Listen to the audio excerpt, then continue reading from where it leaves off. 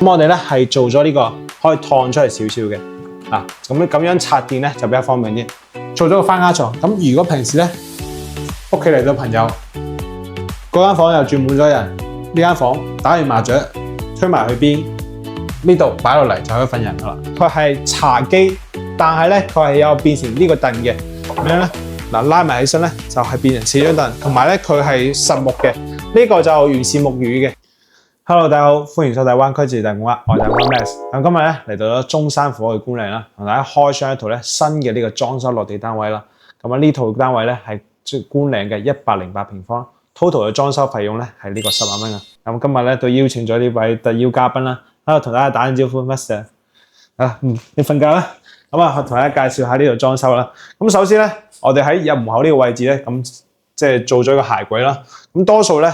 如果係做呢個鞋櫃嘅時候咧，我哋多數咧即係會有塊呢個企身板啦，會喺呢度嘅。咁我哋咧就建議咗業主咧唔要呢塊企身板，因為咧如果有咗呢塊企身板，佢多數會咁厚啦。咁你到時開門嗰下咧，個壓迫感會好強，即係望唔穿去嗰邊嗰個視線啊。咁視線可以過嚟比下呢角度。即係如果你有咗呢塊企身板之後咧，個角度咧係咪先？即係如果呢度有塊企身板，你一入門嘅時候咧係好阻視線嘅，同埋咧個壓迫感好強。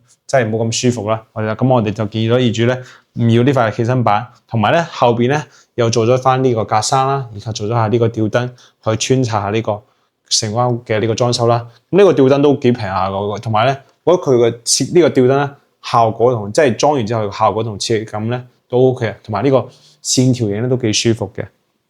咁呢個鞋櫃咧就因為冇咗企身板之後咧會有個問題，就會出現呢個直角邊啦。咁業主就唔係中意圓弧邊嘅。咁我哋咧就幫業主裝咗呢個防撞角啦。咁因為始終咧直角邊咧，即係你真係去撞佢咧，真係會痛嘅嗱。好似呢啲咁嘅樣啦，呢個就係業主自己買翻嚟嘅拆呢個邊機櫃啦。咁嗱，呢啲直角邊其實係真係會尖啲嘅。咁因為呢個位置咧經常會出入，咁為咗安全考慮咧，就裝翻呢個。咁睇翻呢個左手邊啦，咁呢個位置咧就係呢個電箱位，即係強電箱同埋弱電箱。咁之前業主話，佢想喺呢個位置咧裝翻呢個類似洞洞板嗰啲啦，或者係呢啲燙開嘅鏡啦。咁我覺得，因為當時考慮咗好多問題啦，即係如果呢度裝咗鏡咧，好容易咧撞到呢隔離呢個玻璃透明嘅框。咁我哋就後邊同業主話裝住先咯。到時如果唔啱嘅話，就擺翻幅畫啊，或者睇下再用咩情況去呢個睇下，即係先裝完同埋油完藝術漆之後咧順唔順眼先。咁業主都即係裝完之後咧，覺得都 OK 喎，都順眼，咁就冇做任何更改啦。咁當時呢隻藝術漆咧，咁因為佢呢個天鵝絨咧，就佢平時咧會呢個擰身少少嘅。咁我哋咧，因為業主唔中意咁擰身，咁我哋就叫師傅調色嘅時候咧，盡量調得雅色少少。咁成間屋嘅而家調完之後咧，業主都覺得 OK 滿意，因為當時調完，因為呢個業主咧當時就喺美國嘅，咁都係。成間屋包括從揀顏色啦，而家見到呢啲揀你係呢個木紋色啊、灰色啊，以及包括呢個藝術漆，全部都係喺手機上面揀嘅。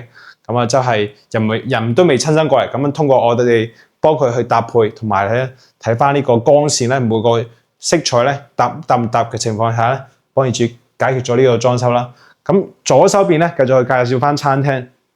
餐廳呢邊咧，因為始終108咧，佢呢個餐廳位置咧，相對細翻少少啦。咁我哋就即係借見咗呢個開發商嘅裝修啦。咁呢度做咗一塊呢個 L 型嘅鏡，令到呢個空間睇起身大咗啲，即係放大咗呢個空間。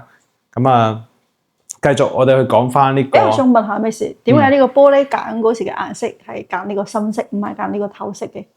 如果係普通咧，嗱，而家因為咧，如果係透玻璃咧，即係譬如清水，即係清，佢又唔係玻璃，佢係鏡。如果係清鏡咧，咁你望翻出去感覺咧就冇咁高級，因為而家其實我多數見有後屋企咧，無論係做呢個玻璃門啦，或者係呢個鏡啦，其實都係建議佢哋會用翻呢個灰鏡或者係灰玻璃，即係唔好用啲咁清嘅，因為其實有時同埋咧，如果係清玻璃咧，同呢間屋嘅裝修唔係咁襯，所以而家見到咧，你會見到你自己人影係咪有少少灰灰地嘅感覺係咪啊？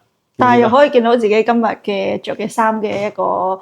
顏色啦，襯唔襯喎？係，同埋咧呢個即係玻璃咧，仲有好處咧，呢個光啊照到玻璃嘅時候咧，反射到成間屋咧，即係會令到呢間屋嘅採光會更加之舒服。因為大家都知啦，光咧會經常會有反射嘅。咁繼續去介紹翻呢個客廳部分啦。客廳部分咧，我哋做個電視背景牆啦。咁包括而家呢個成一組嘅顏色都係幫業主整嘅呢個即係揀翻嘅顏色。咁啊，業主揀咗呢種壁紙電視。咁我哋做咗圍咗一圈嘅呢個光啦。咁大家見到啦，呢啲位置咧就做咗一啲格柵嘅。咁呢款電視咧都係到時即係呢款電視就唔係完成揀噶啦，因為業主翻咗嚟之後咧，我就陪同業主咧去買咗呢個 sofa 家私家電。咁啊呢個電視一陣再介紹啦。咁我哋介紹翻呢個客廳先。咁啊客廳嘅左手邊咧，我哋就幫業主做咗個呢個 sofa 背景牆啦。因為考慮到咧 sofa 咧，即係其實大家有時咧，比如我而家喺度挨住啦，有時咧可能會摸到啊。考慮到，因為考慮摸到咧，同埋即係襟用性，因為 sofa 咧佢會磨、會移動、會喐，咁啊考慮到襟用性咧，咁啊就揀咗呢款有少少布紋式嘅呢個護牆板啦。就啱啱如果都俾大家鏡頭俾大家睇咗啦，佢哋個紋路咧係有少少布紋嘅，但係實質唔係，佢係護牆板嚟嘅，啊脆嘅，大家聽唔聽到啊？佢唔係即係唔係布紋，佢又出咗嚟啦。係啦，咁電視櫃呢度咧。我哋又即係用咗呢個，而家業主擺咗啲嘢啦，我拎開少少嚇。咁我哋咧係做咗呢個可以燙出嚟少少嘅，嗱咁樣插電咧就比較方便啲。哦，呢個箱幾好啊！即係將所有嘅呢個 WiFi 盒子啦，包括呢個插座收喺呢個櫃桶入邊，即係成個客廳就唔會好亂咯。係咁樣，因為你始終有啲地方有時插嘢，所以我哋喺呢個位置咧疏咗呢個 U 型口啦，咁樣俾業主穿線啦。另外一個地方，我覺得呢度都做得幾好嘅，即係上次我都有嚟過業主屋企噶啦。佢呢個燈底嘅話咧係有個感應式嘅。係咁，我哋同平時咧，大家會見到咧會有用咗圓點啦。咁我哋考慮咧客廳呢個位置咧用咗圓點好似太明顯，咁咪裝咗呢個就係感應式嘅，手掃去掃一掃就開關啦。係啦。因為我發覺其實呢一個電視咧，佢隔離冇做呢一個電視櫃嘅話，顯得成個空間嘅話咧冇咁壓抑咯。更加闊啲喎，係因為其實如果你做咗電視櫃咧，你會首先會局限咗你電視啦。如果你後期覺得呢個85寸唔啱睇，我想換個再大啲嘅，即係假設下，咁你就換唔到。又或者咧呢個牌子可能過多幾年之後咧，唔啱啊，我可能要換個其他牌子，或者嗰個牌子停產咗，即係諸如此類啦。因為每個牌子嘅唔同樣尺寸咧，佢其實都有出入嘅。比如話而家呢部咧就係海順。假設啦，咁比如到時業主換過呢個 TCL 啦，或者換小米啊，可能，但係佢到時咧個尺寸咧會少，有時咧有啲咧會高啲，有啲會長啲，所以尺寸會有出入嘅，即係唔同牌子佢呢個即係哪怕係相同尺寸嘅，佢都會有尺寸有出入，所以我哋就冇用呢個電視包框設計啦，做咗一個你電視背景牆，咁啊令到呢個電視背景牆咧睇起身咧有少少設計感，但係咧就唔會話局限於呢個，如果後期真係要換電視，就係換唔到嘅情況下啦，係啦。咁客廳咧就基本上就做咗呢啲，咁啊同埋咧觀嶺呢度咧嗱，大家可以望翻呢個地面嘅。咁觀嶺呢度咧佢就開發商交樓標準咧就冇做尾縫嘅。咁我哋因為業主養狗啦，同埋咧我哋考慮到咧呢個觀感嘅即係舒服性咧，我哋就都幫業主做咗個尾縫嘅。因為同埋咧，如果冇，因為佢原本觀嶺咧，佢係用咗呢個漱口粉啦，即係白色嘅。時間長咗咧，就會有呢個變黑噶啦。就係如果你可以發表下你嘅意見啦。咁樣我屋企係冇做呢個尾縫嘅，即係時間耐咗之後嘅話咧，呢條縫就會黑色嘅。黑色，但係你注意咗之後嘅話咧，你後期再要去整尾縫，其實好麻煩。係因為要清洗啊，同埋咧佢勾縫勾出嚟，啲污糟嘢勾出嚟咧，然後咧同埋最驚咧就到時即係搞唔乾淨。另外咧，我發覺呢個觀嶺佢嘅膠標啊，用嘅呢一個大塊嘅75乘米半嘅呢個地磚啦，又係呢個灰色嘅，好易襯呢一個傢俬喎。係，同埋啱好業主中意呢個顏色，即係成屋嘅顏色咧都襯翻嚟。包括呢個窗簾咧，都係陪業主去揀嘅。咁呢個窗簾咧就業主都覺得執緊咧摸起好舒服。咁我哋繼續去介紹翻呢個陽台啦。陽台其實就冇做太多嘢啦，我哋就業主自己買咗個呢個噴窗啦，咁就業主委託我，叫我幫佢揀個款噴窗，咁啊就幫佢揀咗呢款，咁我哋就幫佢裝上去啦。咁呢個噴窗咧就幾好嘅，咁啊呢度咧就山水喉，呢度咧就比如話平時咧我要沖水係啦，咁樣就可以沖咗水，可以沖咗地板，咁樣就即係唔使擔心呢個。如果你吹遠門咧，就將呢個閂咗佢，就唔驚話漏水啦。咁啊陽台就基本上冇做其他嘢啦。都同樣啦，陽台咧我哋都幫業主做咗呢個美縫嘅，因為始終咧如果唔做美縫咧時間長咗啊，即係好似如果話屋企個問題咁啊，就會有呢個滲色啦，同埋咧唔好打理。點解業主嗰時冇諗住話做埋呢個封露台嘅？因為佢覺得咧嗱，好似而家咁啦，我可以挨住喺呢個露台嘅扶手上咧，望下呢個官嶺嘅呢個觀感咧，就係好舒服咯。同埋我覺得都即係呢個好睇個人嘅，有啲人覺得，我就係中意咁嘅景，又想要一個露台，咁咪就唔封窗咯。咁有啲人覺得我想個空間大啲咧，咁咪就可以封晒窗咯。即係其實觀嶺呢個樓盤可以講睇高爾夫景觀性價比係最高嘅，有高爾夫景、山景、別墅景。咁呢一個單位嘅話咧，其實而家最平過120萬都係可以買得到，不過120萬係呢個低樓層啦。係，不過其實低樓層我覺得都靚啊！而家呢個單位其實樓層都唔算太高，但係我覺得望起身個觀感都好舒服噶。咁啊，繼續咧就去介紹翻廚房。廚房其實就做嘅嘢唔多，多數就係開發商嘅交樓標準啦。咁我哋就首先咧，因為業主咧佢比較中意煮嘢食啦，咁我哋就幫業主即係介紹咗業主買咗呢款嘅小米嘅蒸烤箱。咁呢款蒸烤箱咧有27升嘅，咁都容量都夠。咁業主已經喺屋企煮咗幾次飯啦，已經用開咗啦。咁同樣呢個位置咧，咁業主話我平時炒餸啊，或者係煮嘢啊，油鹽醬醋嗰啲點算啦？係咪？而家係咪見唔到啊？喺呢度。咁啊，業主就委託我啦，叫我幫佢揀一款呢個拉籃，係啦，有拉籃。哇！成個三立即全部擺埋一齊啊，又美觀啲喎。係最重要咧，例如你有冇考慮個問題？佢高度可以拉落嚟，你都好方便攞嘛，係咪？即係我覺得係對邊個人都會即係方便啲人攞啦。嗱呢張嘢係咪先？做咩笑啊？嗰個我都可以拉埋，你咩意思啊？冇咁啊，講實話嘛，即係我覺得係，因為如果佢唔做呢個拉籃咧，咁我如果要攞上面嗰啲嘢，我都要咁樣啦，係咪先？即係咁你試下係咪唔方便攞到啊？係咪先？都係比較方便嘅。我覺得對於尤其係女性嚟講嘅話咧，首先佢嘅一個高度啦係攞得到嘅。第二點我覺得就係美觀咯，即係你成個廚房唔會話你擺咁多啲調味料喺度咯。係咁啊，台面就乾淨企理啲咯，因為擺埋調味料喺度咧，你又要執翻咁啊，咁樣即係用完你平時煮完餸咧，呢個拉籃可以擺住先，煮完餸之後咧再收翻上去，好方便。咁啊，其他呢啲咧就係呢個開發商交嘅標準啦。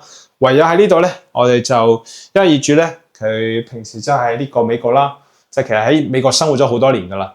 咁啊，而呢次咧就係真係回流翻嚟，諗住喺呢邊長住噶啦。咁啊，因為佢覺得咧大陸嘅水質咧，佢有試過，佢覺得佢唔中意啲硬水，因為其實大陸嘅水質無論中山、廣州、深圳、珠海邊個城市咧，其實嘅水質咧都係偏硬嘅，即係。好似大家講啦，咁啊冇英國咁硬啦，咁而家咧我哋幫業主揀咗呢一套咧，咁啊就係從呢個水 system 咧，下邊係裝咗好多嘢嘅，係啦。咁我哋喺呢個，因為其實觀嶺呢度咧，而家入邊有啲多嘢嚇，咁其實觀嶺呢度咧，佢其實佢個水箱下邊 system，我到時 send 翻張相俾你睇下。其實佢嘅呢個即係星盤下邊位置咧唔多，如果你要裝水 system 咧。佢需要其實，比如話呢個軟水機啦，或者係呢個淨水機啦，佢需要個空間會比較大啲。咁我哋咧幫業主揀咗呢台咧係軟水、淨水一體嘅，咁我就解決咗呢個空間問題啦。因為業主希望咧屋企係有軟水嘅，因為佢話佢而家用緊軟水咧都係開到最強嗰一度，即係最軟嗰隻。咁而家咧呢啲位置，而家廚房水嚟水咧，全部都係軟水嚟㗎，包括同埋咧。我哋都推薦業主揀咗呢個美的嘅熱水器。咁呢個美的熱水器咧，因為我多數建議業主咧，就比如你屋企係2個廁所嘅，你最少咧都要買16升以上嘅。同埋咧有2個功能，首先咧就呢個增壓功能啦，第二咧就係呢個零冷水。咁零冷水咧，大家話，聽好多人講呢一個零冷水係好嘥燃氣嘅，其實唔係嘅。呢個零冷水咧，其實喺夏天咧，或者係而家呢個即係而家呢個3月份、4月份呢個季節咧，你唔需要開嘅，只係冬天嘅時候咧，你一開咗呢個功能咧，有咩好處咧？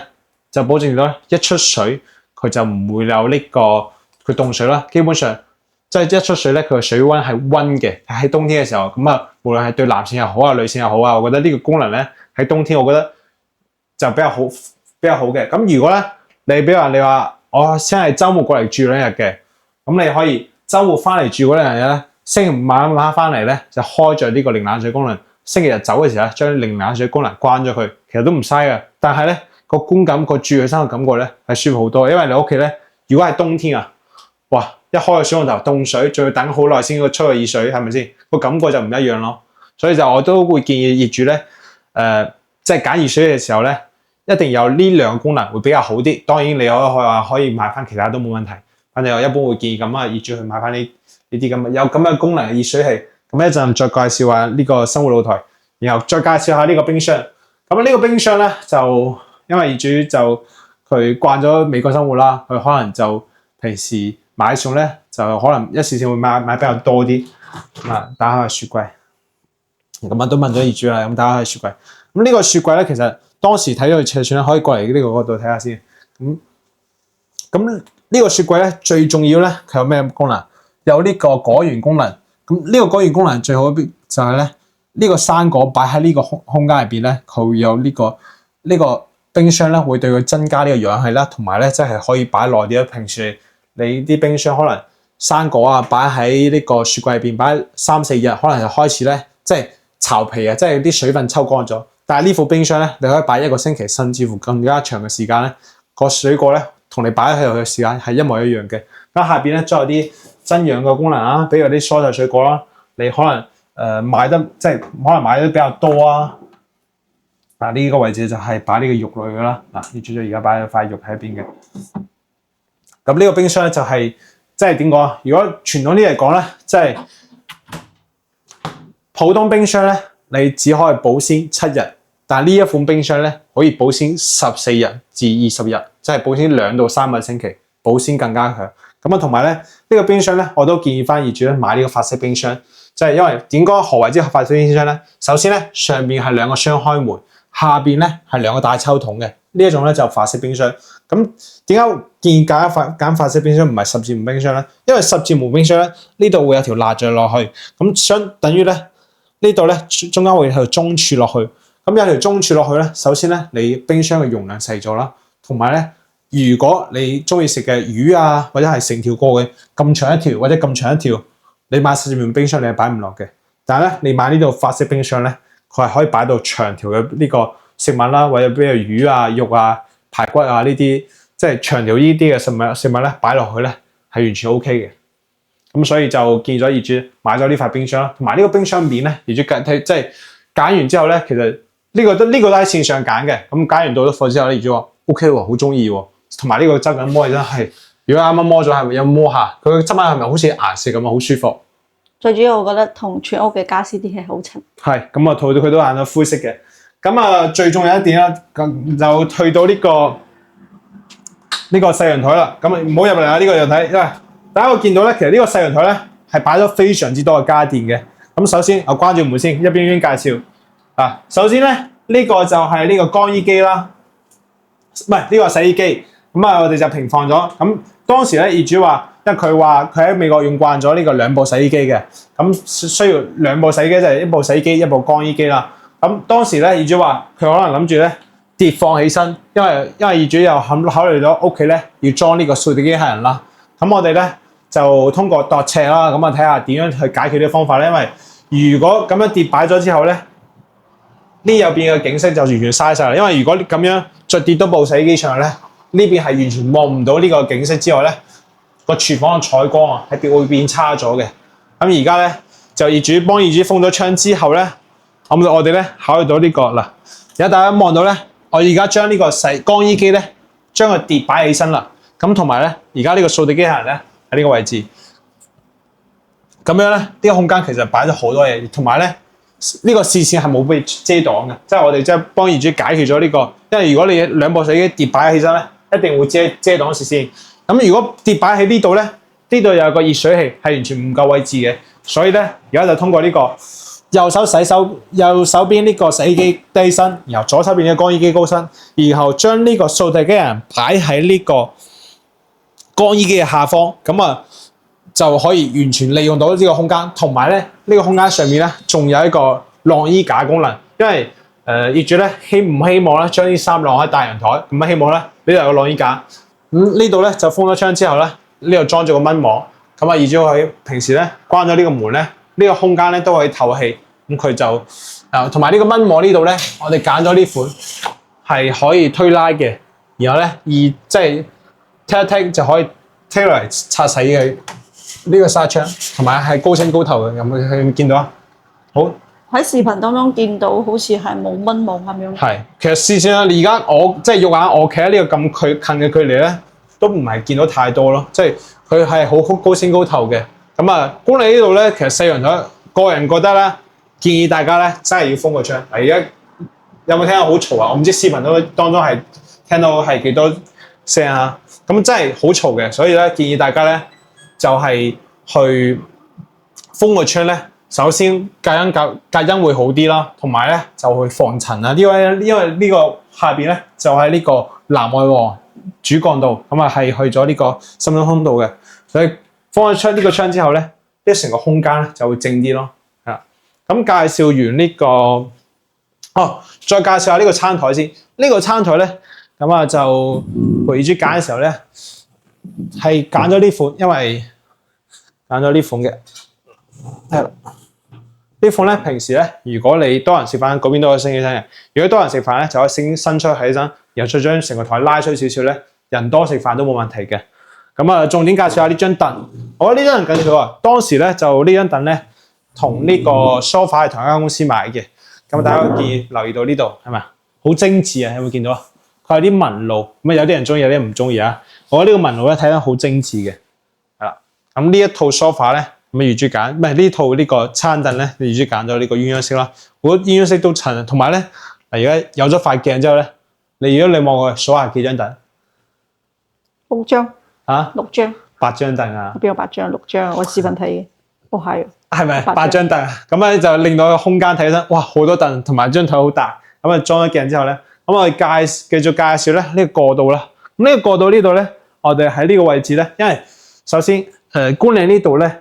佢係冇呢個夜燈嘅，即係冇呢個位置。通常咧，如果開發商裝夜燈咧，就裝喺呢個位置啦，因為係呢個位置或者係左手邊呢個位置。咁因為考慮到觀禮呢度咧係冇夜燈呢個東，即係冇夜燈呢個設備嘅。咁我考慮咧，如果晚黑起夜又唔想開燈，咁點算啊？又唔想呢個燈直對人，咁我哋咧喺呢度咧裝咗個感應嘅裝置。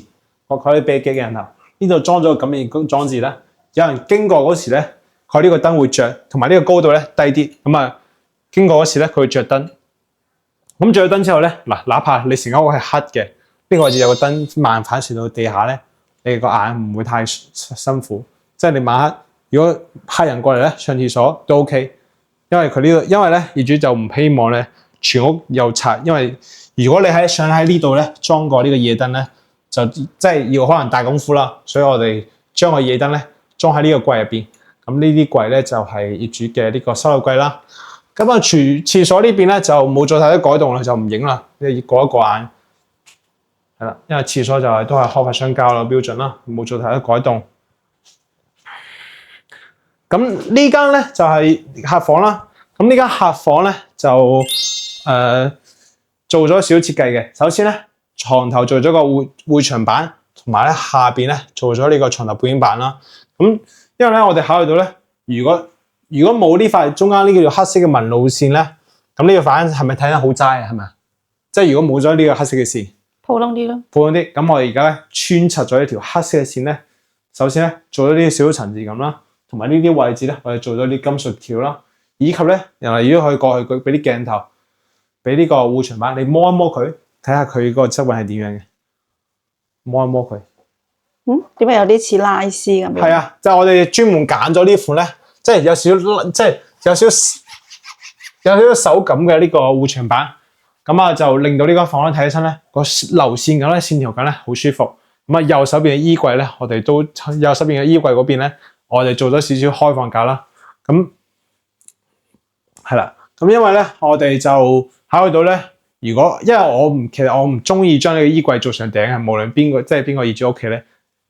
唔建議大家將個衣櫃做上頂，因為首先咧做上頂咧，我覺得好難利用嗰個空間同埋唔好睇。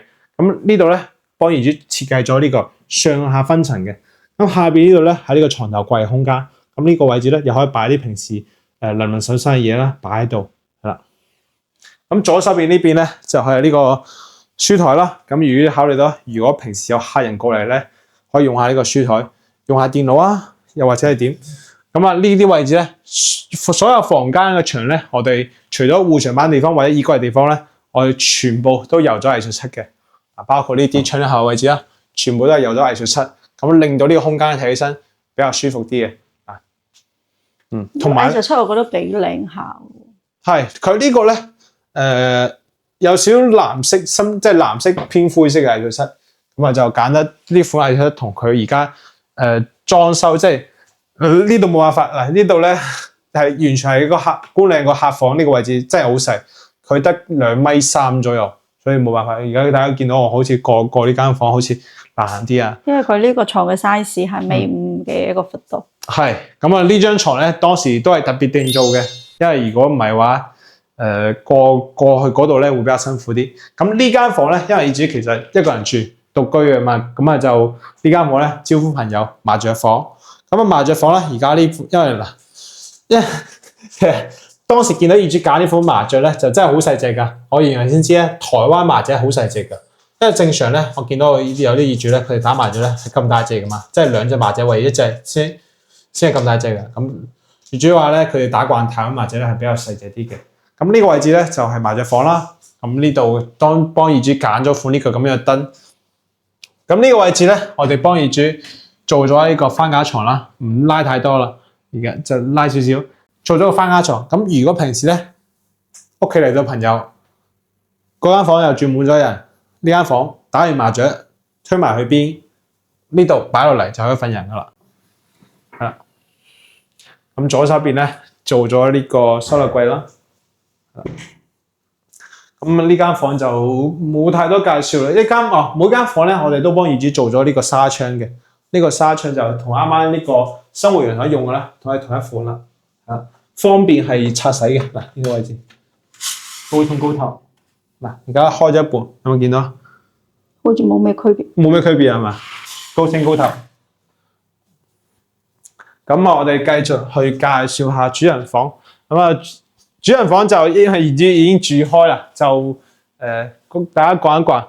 咁首先咧，衣櫃呢度咧，我開少少啊，因為同業主問咗業主啦。咁啊，就因為嗱，我哋係做咗咧，開門咧係有燈嘅，有冇見到？而家開門咧就係有燈。咁啊，如果係晚黑咧，即係你方便揾衫嘅時候咧，有燈嘅時候咧，即係因為呢個空間咧，開放式係冇預留燈嘅，即係比正常咧，可能呢個位置有個燈咧，你易揾衫啲，但係咧開放式冇預留燈，咁我哋幫業主咧就諗咗呢個。喺衣櫃入邊咧，一開裝咗呢個開門感應燈，係啦，咁樣就令到呢個衣櫃入邊咧係光嘅，同埋咧業主唔中意明拉手，我哋做咗呢個暗拉手，呢個拉手就係暗嘅，用咗呢個閃電型嘅拉手啦。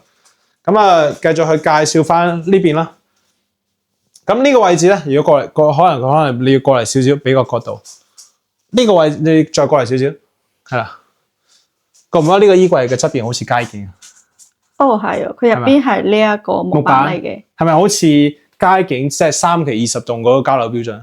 有少少似。係啊，我即係因為當時考慮到咧，玻璃櫃咧，如果做咗4扇玻璃，因為呢個玻璃衣櫃咧做咗4扇玻璃咧，因為多數咧玻璃衣櫃做4扇玻璃之後咧，呢個位置係塊木板噶嘛，咁我哋考慮到好似做塊木板咧，又好似平淡咗少少，好似唔夠高檔，咁我哋咧幫業主喺呢個側邊咧加咗呢塊玻璃之後咧。令到呢個玻璃咧就睇起身，即係呢個衣櫃咧睇起身高檔啲咯，係咪先？即係而家睇翻佢同嘉應康城20棟嘅呢個交樓標準一樣咯，主人房交樓標準一樣，係側邊咧有一塊玻璃嘅，係咪？覺得有啲設計感咯。係有少設計感。咁同樣咧，呢款電視咧就業主就見到我之前有一條裝修視頻啦，呢個嘉禾城嘅裝修視頻啦，佢覺得一眼望中意咗，即係睇中咗呢款電視，因為咧佢係有2個3巴嘅。而家大家見到呢2塊咧係3巴。咁呢款咧係個壁紙電視，咁樣係咪啊？好似個壁紙咁樣播緊啲嘢，好舒服，好似一幅畫咁樣。係一幅畫咯。咁如果係因為佢而家呢個係動畫啦，咁如果係嗰啲靜止嘅，更加似一幅畫啦。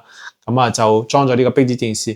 壁紙電視呢度咧，如果同你講下其實有啲故事㗎，即係呢個款電視咧，因為佢其實佢標價係真係貴啲嘅，65寸。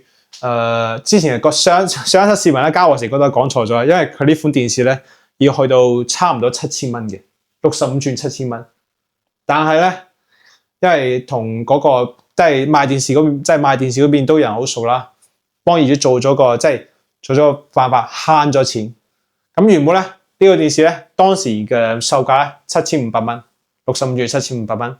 但係咧我話，因為同嗰邊真係好熟，我話你可唔可以將呢部電視咧，即係同公司話我要申請一部 display， 我要擺喺鋪頭，因為鋪頭冇呢款 display 啦。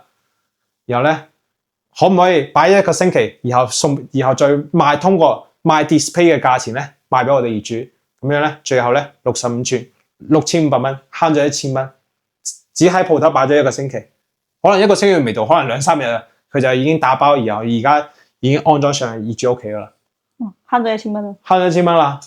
如果大家唔介意咧，反正到時如果我都可以有啲鋪頭咧可以幫你傾呢個擺 display， 因為呢款電視就相對比較貴啲啦，咁啊就幫業主慳咗呢個，即係慳咗1000蚊嘅，慳咗1000蚊。咁啊同樣啦，因為業主就呢啲，因為而家真係住緊啦，咁呢啲位置咧就下邊咧做咗呢個床頭，即係呢個係呢個床尾嘅收納櫃啦。咁樣呢個就要用翻呢個黑色嘅紋路，咁啊令到呢個同埋呢個黑色咧揀咗係有少少呢個木紋嘅黑色嘅。咁如果係平淡少少嘅咧，用呢個普通嘅黑色啊，或者係嗰啲即係有少少閃粉嗰啲黑色咧，就令睇起身好似普通啲。我哋揀咗呢個深色嘅木紋，同埋咧襯翻呢個床頭背景板，都係呢個黑色嘅有帶木紋嘅呢個床背景板嘅。同樣呢間房咧都係做咗咁樣少少設計嘅穿插啦，因為呢間房比較長啲，咁啊從頭到尾都係裝咗呢個護牆板嘅。咁呢個位置咧就幫業主做咗個吊燈啦。咁因為呢個位置咧就因為開發商冇留電線嘅，我哋就幫業主咧單獨做咗個控制器喺呢度，係啦。咁啊因為開發商用嘅呢個牌子電仔咧，我哋都幫我揾翻專門嘅襯翻嘅。咁呢個吊燈咧就唔用嘅時候咧，我覺得低咗可以升高少少，手托一托好輕就，或者唔中意嘅時候咧，或者中意就擺低啲都冇問題嘅。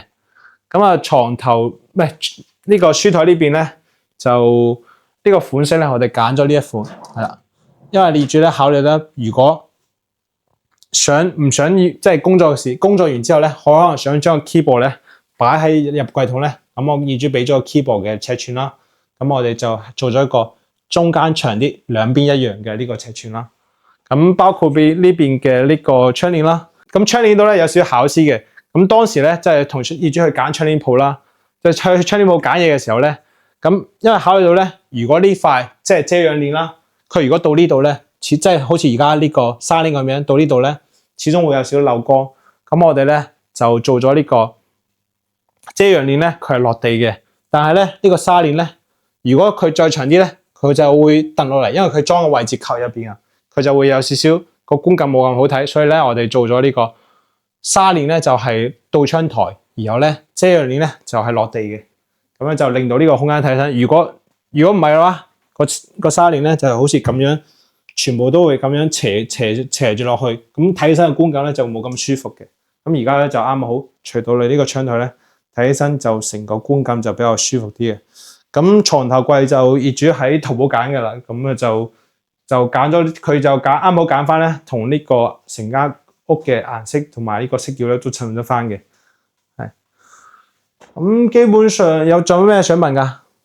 如果冇咯，其實業主屋企都嚟過好多次㗎啦，係好熟嘅嚟咯，好熟㗎。下一集咧就同業主採訪下業主，咁啊問下有冇咩心得分享俾大家。咁主人房嘅洗手間嘅話咧，我哋就唔影啦，因為都係發展商嘅實質嘅交標，就冇做太多嘅呢一個改動嘅。係咁啊，就基本上咧呢一輯視頻咧，我哋就分享到呢度啦。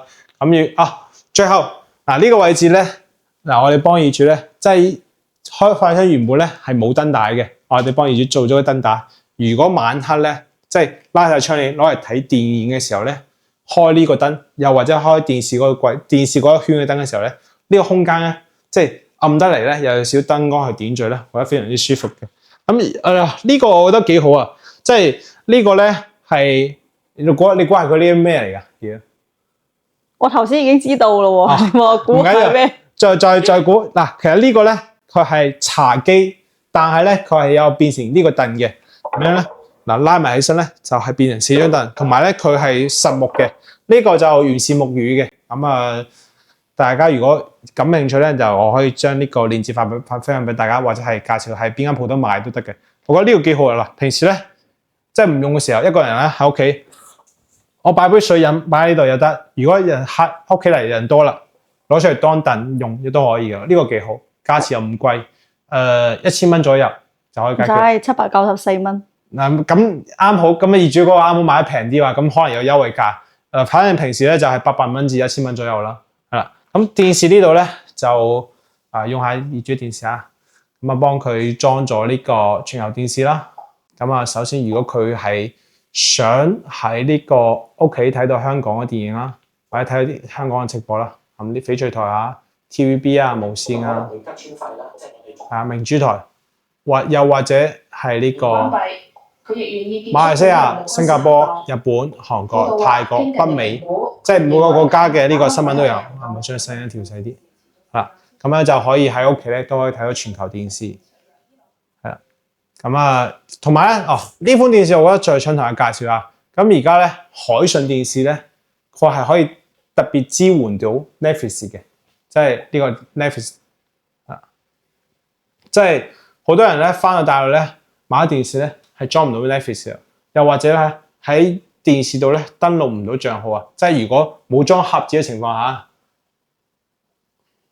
咁呢款電視咧就係可以特別可以支援到 Netflix。應該我知啦，因為而家唔係呢個香港網絡嗱，係咁如果係要打 Netflix 咧，要連呢個梅花嘅 WiFi。咁而家屋企啦，業主屋企咧都係全屋咧係裝咗呢個。即係翻牆盒子啦，咁每個角落頭咧都可以收到呢個翻牆網絡嘅。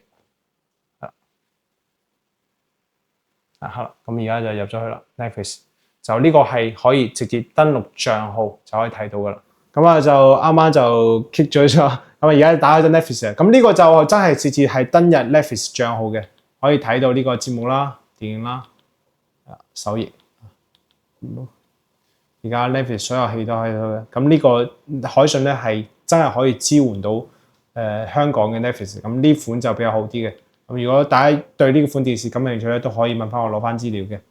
咁啊，基本上呢輯視頻就分享到呢度啦，如果好，咁啊，同大家打聲招呼，拜拜，拜拜。